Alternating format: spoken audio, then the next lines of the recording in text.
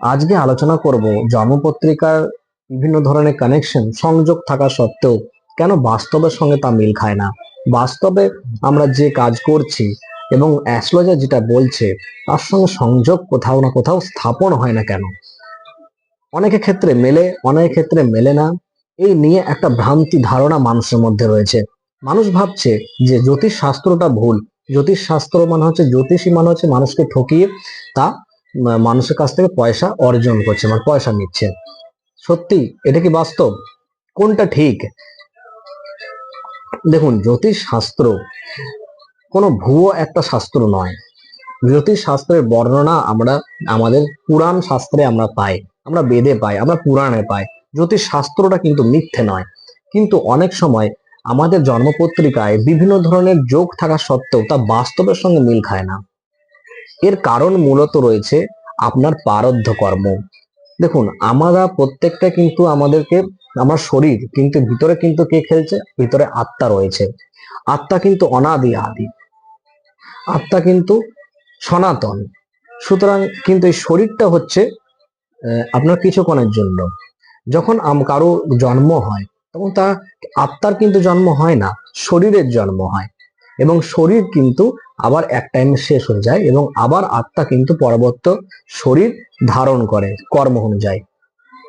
সুতরাং যখন আমরা জন্মপত্রিকা দেখি তখন জন্মপত্রিকায় বিভিন্ন ধরনের যে কানেকশন সংযোগ থাকে তা ব্যক্তির যখন বাস্তবের সঙ্গে মেলায় তখন ম্যাচ খাচ্ছে না। কারণ হচ্ছে ব্যক্তির ওই কিছু না কিছু প্রারব্ধ কর্ম আছে, যার জন্য আত্মা সেই জিনিসটাকে একসেপ্ট করছে না। আপনার কিছু কর্ম আগের জন্মে থেকে যায়, যার যার ভোগটা, যার পুরো যে কার্মিক ফলটা, সেটা আপনাকে এই কর্মে এই জন্মে ভোগ করতে হয়। তার জন্যই আপনার সংযোগ যেটা হচ্ছে দেরিতে হয়, বা কখনো কখনো ভোগ করতে করতে আপনার দেহের সমাপ্তিও ঘটে যায়। অনেক মানুষ আছে যাদের এই জন্মে সমস্ত কিছু অ্যাচিভমেন্ট করতে করতে একটা টাইম থাকে যখন তার শরীর কিন্তু ত্যাগ করে দেয়, শরীর চলে যায়, কিন্তু সে ওই যে অ্যাচিভমেন্টটা যার পিছনে দৌড়াচ্ছিল সেটা কিন্তু ব্যর্থ থেকে যায়। কারণ তার পূর্বজন্মে কর্মের ফল, প্রারব্ধ কর্ম রয়েছে। সুতরাং আপনারা কোনো জ্যোতিষীকে ভুল বলবেন না।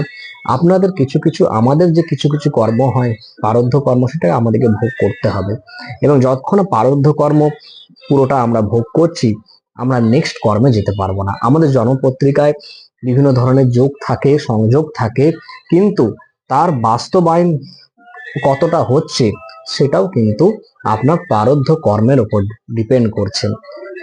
সুতরাং আমাদেরকে সবকিছু দেখতে হবে, আমাদের প্রারব্ধ কর্মও দেখতে হবে, এবং আমাদের কালপুরুষের চক্রে যেটা থাকে, কালপুরুষের 12টি রাশি আছে, 27টি নক্ষত্র, 30টা তিথি, 11টি করণ এবং 27টি যোগ। বিভিন্ন ধরনের জিনিসগুলোকে দেখে যে কম্বিনেশন আমরা পাচ্ছি, সেই কম্বিনেশন হিসাবে আমরা আমাদের লাইনকে, যে মানুষকে আমরা প্রেডিকশন ডেলিভারি করি। কিন্তু মনে রাখবেন, কর্মণ্যধিকারস্তে মা ফলেষু কদাচন, মা কর্মফল হেতুর ভূমাতে সংঘস্ত কর্মণি। রাধে রাধে।